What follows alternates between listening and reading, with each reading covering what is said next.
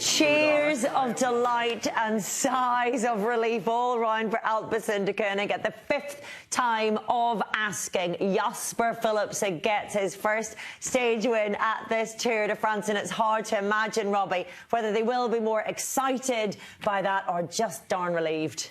I think a good, healthy dose of both. But it took them so long to get the train on the rails here in this Tour de France.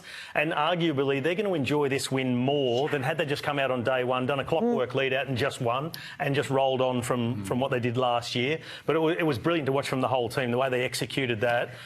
You'd have to say it was just perfection. Well, the only thing is that he did move from his line in the final 200 metres. I'm just joking, obviously. But yeah, I mean, fantastic sprint. And I was questioning Van der Poel as well in his lead-out, what he's been doing so far. He's not looked like he did last year.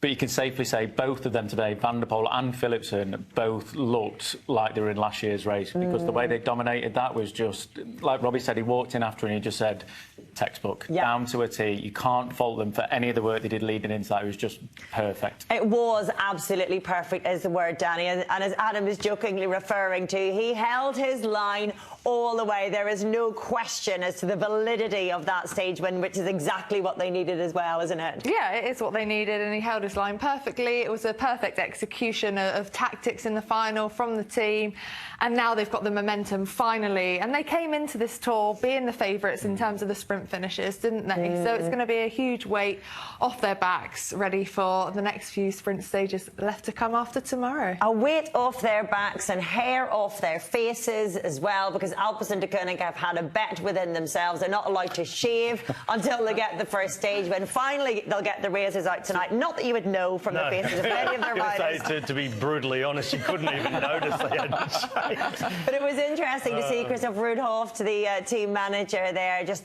thumping at the steering wheel, absolutely delighted. He's been an angry, frustrated man over the course of week one, hasn't he, Robbie? And that kind of atmosphere that he will bring to the table tonight will make a big difference to the team as well, won't it? The whole team's been frustrated for the first week, and even when they're questioned about what went wrong and a relegation in the interviews, even for Christoph Rudhoff, who we see there, just pipping the horn lightly. He's had to try and keep his cool as much as possible and play everything down and be a bit understated and not lose his cool in interviews. And there you can finally see that they get that win and he's able to just let it all go. And it feels so good to win any stage in the Tour. It feels good to win when you're going well and everything goes right, but when it's been going wrong, you've had setbacks, to then get one feels even better. We've been talking about a Tour de France at first. Is that the first time we've seen Christoph Rudhoff smile like that ever? I feel like, Adam. Possibly. I've seen him a couple of times smiling. When you're on the motorbike, he's very polite and quite a lovely man. But yeah, we don't get that so much on the telly. But can't help but smile at you, Adam. That's what it is, bringing the charm out of everybody.